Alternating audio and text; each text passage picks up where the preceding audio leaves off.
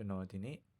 Unit 1 Learning Vocabulary အကြောင်းရှင်းပြမှာဖြစ်ပါတယ် Session ကတော့ A to D ရှိပါတယ် Session A ကိုယဉ်ကြည့်အောင်နော်ဒီစာအုပ်ကိုစတော့မယ်ဆိုလို့ရှိရင်ပုံမှန်လေ့ကျင့်ရှိရမယ်လေ့ကျင့်ကို routine လို့ခေါ်တယ် exam အနေနဲ့သင်ခန်းစာအသစ်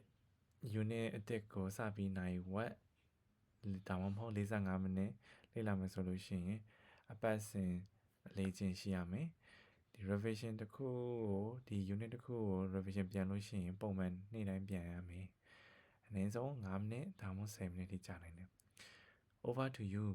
လို့ခေါ်တဲ့ဒီဟာတော့ကိုယ်ပိုင်အဖြေကိုတော့ရေးခိုင်းတာပါသင်ခန်းစာအသစ်တစ်ခုကိုသင်ဘယ်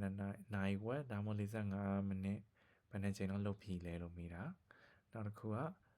ဘယ်နှချိန် revision ပြန်လဲတစ်ခါပြန်ဘယ်လောက်ယူလဲဘယ်နေရာမှာလုပ်လဲလို့ပြောတာပါเนาะ Okay အခု session ပြီးကိုကြည့်အောင်เนาะ Studying a new unit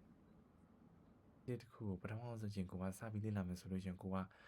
active ဖြစ်ဖို့လိုတယ်လန်စတဲ့ကြရှိဖို့လိုတယ်เนาะ new word new phrase စကားလုံးတစ်စံတစ်ခုတည်လာပြီဆိုလို့ရှိရင်ကိုကစေးတဲ့အလောက်သူကိုအတန်ချအောင်လို့ကိုကတန်ထွက်ပြီးပြောရမယ်เนาะခုပြီးလို့ရှိရင်စိတ်ထဲမှာကိုက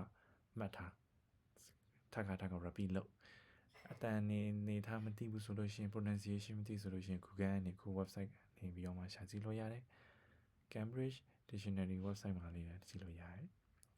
ဒီစကားလုံးတွေကကိုကရေးကြည့်ရခက်ခဲလို့ဆိုရင်ဒီခါလေး highlight နဲ့မှတ်ထားစာအုပ်ထဲမှာ notebook ထဲမှာလည်းမှတ်ထားဖြစ်နိုင်ရင်တော့ exam လေးနဲ့ကိုကမှတ်မိအောင်ပြီးတော့မှခြာရေးထားကြည့်တကယ်လို့ကိုကမရေးနိုင်ဘူးဆိုလို့ရှိရင် exam လေးကို dictionary မှာလိုက်ရှာနော်အဲ Cambridge website တွေမှာလည်းရှာကြည့်လို့ရတယ်အဲဆိုရင်တော့ကိုကမှတ်မိအဆင်ပြေရပေါ့နော်ဒီမှာတော့ share ဆိုတဲ့ website ကိုတော့ exam လေးနဲ့ရေးထားပြီးရပေါ့နော်ပြီးကြလို့ရှိရင်ကိုကခြာရေးကြည့်ခြာရေးတဲ့လေ့ကျင့်လို့ဒီမှာတော့ခင်းနဲ့ရေးလို့ပြောပါပေါ့နော်ကြောင့်မှာတော့ပြီးတော့လို့ရှိရင် wrap down now ဆိုတာကပြီးကြလို့ရှိရင်ပြန်ဖြတ်ပါတဲ့ခင်းနဲ့ပြန်ဖြတ်နိုင်တယ်လို့ပြောတာနော်အဲဆိုရင်တော့ကိုက revision လုပ်တာအဆင်ပြေလိမ့်မယ် answer ဒီ vocabulary learning လုပ်နေတဲ့ချိန်ချင်းမှာအဘွားဟာတွေဘာတွေလုပ်ခဲ့လဲ note down လုပ်ခဲ့လား highlight တွေလုပ်ခဲ့လားပေါ့နော် okay now what will you do in the future နောက်ဆက်ပြီးတော့ကိုကဘာဆက်လုပ်မှာလဲပေါ့ဒီ vocabulary learning လုပ်တဲ့ချိန်မှာတခြား comment များဘာတွေများဆက်လုပ်မလဲပေါ့နော် okay session စီကိုတွားရအောင်နော် revising a unit ဒီတရက်နဲ့ကြာပြီးရင်တော့ဒီရဲ့ unit တစ်ခုပြန် revision လုပ်တဲ့ခါမှာဆိုလို့ရှိရင်သူကလည်းကိုကလုံနိုင်မှုလည်းရေးကြည့်ရပေါ့နော်အရင်ဆုံးကိုစမ်းစမ်းစကလုံးတစ်လုံးကြည့်မယ်အဖြေကိုဖုံးတာကိုမှတ်မိလားမမှတ်မိလို့ရှိရင်တော့ပြန်ကြည့်9မိနစ်နေလို့ရှိရင်ကိုပြန်စဉ်းစားအဖြေမှတ်မိလားပေါ့နော်အဲ့လိုနဲ့ကို knowledge ကို memory ရအောင်လုပ်အောင်မယ်နော် learn လုပ်တော့အောင်မယ်ပြီးကြလို့ရှိရင်ကိုကမမှတ်မိလို့ရှိရင်ကိုကပုံလေးနဲ့ခတ်တဲ့စကားစုလို့ရှိရင်ကိုကမှတ်မိအောင် diagram လေးနဲ့လုပ်ပြီးတော့မှကိုကမှတ်မိအောင်လုပ်လို့ရတယ်နော် diagram နဲ့ဆွဲထားလဲဆိုတော့ take ပေါ့ take ကိုဘယ်လိုမှတ်ထားလဲဆိုတော့ who took my pen I took notes during the lecture let's take a break now what size shoes do you take ဒီလိုလေးမှတ်ထားရပါတော့ over to you ခါတိုင်းလိုပဲ revision လုပ်လားဘယ်နှချိန်လုပ်လဲပေါ့ပြောရနော်ကိုခဏလုပ်ပြအောင်ကိုစူးစမ်းမလားပေါ့အဲ့ဒါလေးမေးထားပါပေါ့နော် okay session D ကိုကြည့်အောင် expanding your vocabulary ကိုရဲ့ဝါဟာရကျော်အောင်ဘယ်လိုလုပ်လဲပေါ့နော်ဝါဟာရကိုမမိအောင်ဘယ်လိုစကားလုံးတစ်လုံးတွေ့ပြီဆိုလို့ရှိရင်သူနဲ့တူတဲ့စကားလုံးလိုက်ရှာ synonym လို့ခေါ်တဲ့ဒီရဲ့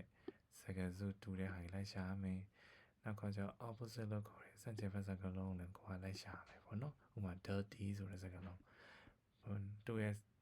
စကားလုံးတူတဲ့စကားလုံးက filthy opposite of dirty is clean နော်အဲ့လိုမျိုးရှာမယ်ရိုင်နော်စကားလုံးရဲ့ opposite word စကားလုံးရှာခိုင်းတာနော်ဥပမာပေးထားတဲ့ဟာဆိုရင် my room is very clean opposite is dirty number 2 is a permanent job opposite is temporary job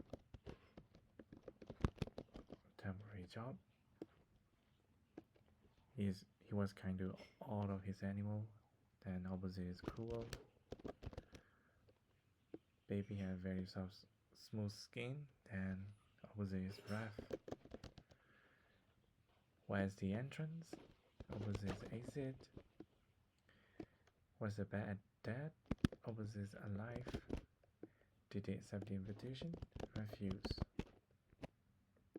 ကဲရမယ်နော်ကဲနောက်တစ်ခုကလည်း diction part of speech ကိုရှာခိုင်းတာပို့လို့ထားတဲ့ဥစားကြီးနော် advice ရဲ့ verb က advice argue ရဲ့ noun က argument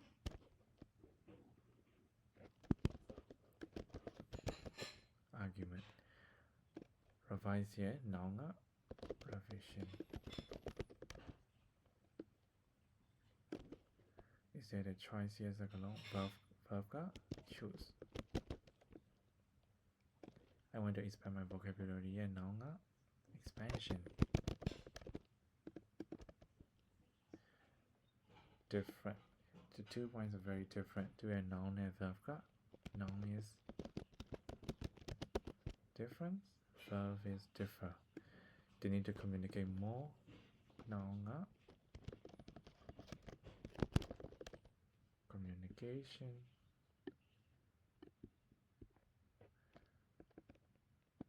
adjective က communicative အားလုံးရမယ်နော်